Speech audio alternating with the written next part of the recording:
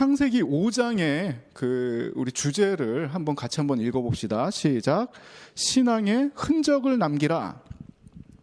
자, 우리가 익히 알고 있는 대로 창세기 5장은 이 족보가 기록되어 있는 이 성경을 읽다가 굉장히 쉽지 않는 족보가 나오는 그런 부분이에요. 그래서 많은 분들이 이 족보가 나오면 일단 사람 이름만 쭉 나오기 때문에 좀 힘들고, 또 이게 우리나라 이름도 아니고 히브리 이름이라 좀 이게 낯섭니다. 그래서 이 족보가 나올 때마다 우리가 긴장을 하게 되는데, 성경에 있어서 족보는 굉장히 중요합니다. 이 성경의 흐름상 족보가 나온다 그러면 우리가 성경을 읽다가 쭉 스토리가 진행되다가 족보가 나온다 그러면 이전의 스토리가 마무리되고 새로운 스토리가 시작이 될 때 이 족보가 등장하는 경우가 굉장히 많습니다. 특별히 구약 부분, 구약 중에서도 창세기 부분은 특히 더합니다. 자, 오늘 우리가 읽을 창세기 5장의 내용을 보면 이 10명의 이름이 나와요.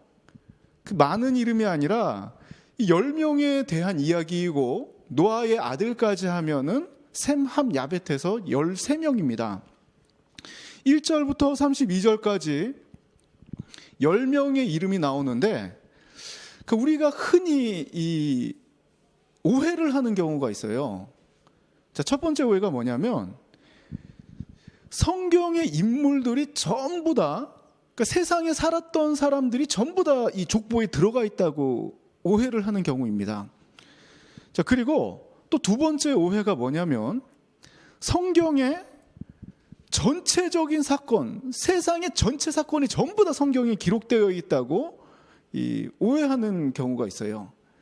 자, 성경은 무엇을 중심으로 쓰여져 있냐면, 자, 요 이미지가 바로 성경이 기록되어 있는 양피지, 즉 이 두루마리입니다. 자, 이 성경에 기록되어 있는 거는 바로 이 구속사에 대한 부분이에요. 세상의 전체 역사가 기록된 게 아니라 세상 전체의 흐름 가운데, 이 세계사의 흐름 가운데 하나님의 구원과 관련된 부분들이 바로 이 성경에 기록되어 있고, 창세기 5장에 나오는, 또 10장에 나오는, 또 그 이외에 나오는 모든 이름들이 그 시대를 살았던 사람들의 전체 이름이 아니라 구속사에 있어서 중요한 사람들, 또 이 구속사와 연관이 있는 사람들이 바로 이 족보에 기록되어 있고 성경에 기록되어 있다는 것입니다. 그래서 이 오해 가운데 이 세상 사람들은 어떻게 이야기하냐면, 기원전 4000년이 어떻게 지구의 역사냐, 이걸 성경에 나온 걸 전체 역사로 착각을 하고, 자, 성경대로 하면 기원전 4000년이 우주의 빅뱅, 우주의 시작이, 지구의 시작이 되었다 그러는데, 어떻게 그렇게 4000년 만에 그렇게 할 수가 있느냐, 이렇게 착각을 합니다. 그리고 또 안타까운 게, 세상 사람들이 성경에 대한 구속사를 이해하지 못했기 때문에 기원전 4000년을 이야기하는데, 목사님들 중에서도 그렇게 좀 잘못된 정보를 말씀하시는 분들이 계십니다. 이 창세기 1장부터 시작되는 역사는 구속사에 대한 부분이고, 성경 전체에도 구속사에 관한 내용만 기록되어 있습니다. 자, 이 사실을 염두에 두고 오늘 창세기 5장을 같이 읽도록 하겠습니다. 5장에 기록되어 있는 족보는 아담부터 노아까지의 족보입니다.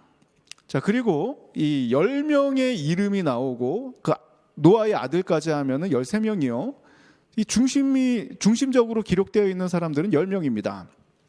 자, 첫 번째 아담이 나오고, 가인과 아벨이 있었죠. 창세기 4장에. 아벨은 형 가인이 죽여서 살해를 당해서 금방 죽고, 또 가인은 가인대로 이렇게 그 후예들에 대한 이름이 나오고, 자, 5장에는 가인의 이름 빠져 있습니다. 왜냐하면 구속사에 중요한 사람들 중심으로 쓰여 있기 때문에 바로 누가 나오냐면 셋이 나옵니다. 아벨 살해 이후에 태어난 셋의 아들 에노스. 자, 쭉 후손이 이어져. 그리고 에녹. 자, 이 에녹 같은 경우는 보통 이 기본이 홍수 이전에는 기본이 900세예요. 기본이.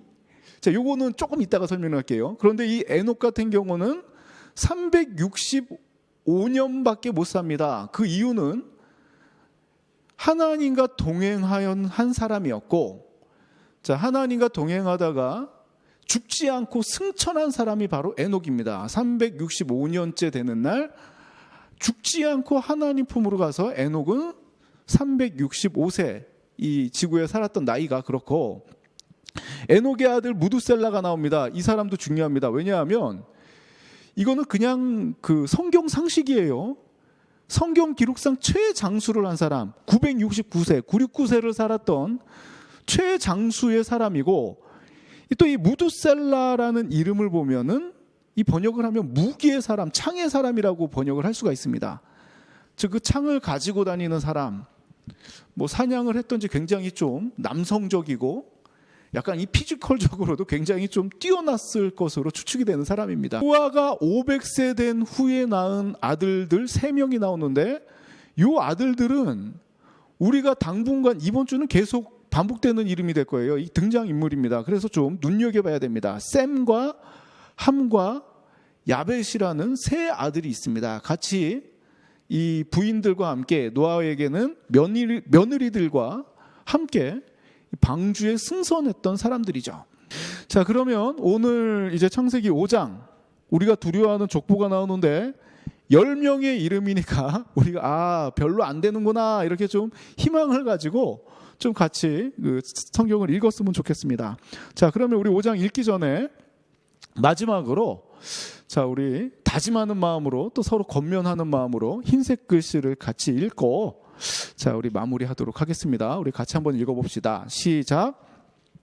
자, 말씀으로 하루를 시작하고 신앙의 흔적이 남는 삶이 되기를 소망합니다. 아멘. 자, 오늘 하루 살아갈 때에 창세기 5장의 말씀 족보만 잔뜩 나와 있지만 그래도 내가 나중에 혹시나 성경이 더 기록될 리는 굉장히 희박하지만 나중에 누군가 내 삶을 기억할 때에 그리스도인으로 멋지게 살았구나. 자, 이런 기억으로 남는 우리들의 모습이 되길 원합니다. 이것은 아담의 계보를 적은 책이니라. 하나님이 사람을 창조하실 때에 하나님의 모양대로 지으시되 남자와 여자를 창조하셨고, 그들이 창조되던 날에 하나님이 그들에게 복을 주시고 그들의 이름을 사람이라 일컬으셨더라. 아담은 130세에 자기의 모양 곧 자기의 형상과 같은 아들을 낳아 이름을 셋이라 하였고, 아담은 셋을 낳은 후 800년을 지내며 자녀들을 낳았으며 그는 930세를 살고 죽었더라. 셋은 105세에 에노스를 낳았고, 에노스를 낳은 후 807년을 지내며 자녀들을 낳았으며 그는 912세를 살고 죽었더라. 에노스는 90세에 게난을 낳았고, 게난을 낳은 후 815년을 지내며 자녀들을 낳았으며 그는 905세를 살고 죽었더라. 게난은 70세에 마할랄레를 낳았고, 마할랄레를 낳은 후 840년을 지내며 자녀들을 낳았으며 그는 910세를 살고 죽었더라. 마할랄렐은 65세에 야렛을 낳았고, 야렛을 낳은 후 830년을 지내며 자녀를 낳았으며 그는 895세를 살고 죽었더라. 야렛은 162세에 에녹을 낳았고, 에녹을 낳은 후 800년을 지내며 자녀들을 낳았으며 그는 962세를 살고 죽었더라. 에녹은 65세에 무두셀라를 낳았고, 무두셀라를 낳은 후 300년을 하나님과 동행하며 자녀들을 낳았으며 그는 365세를 살았더라.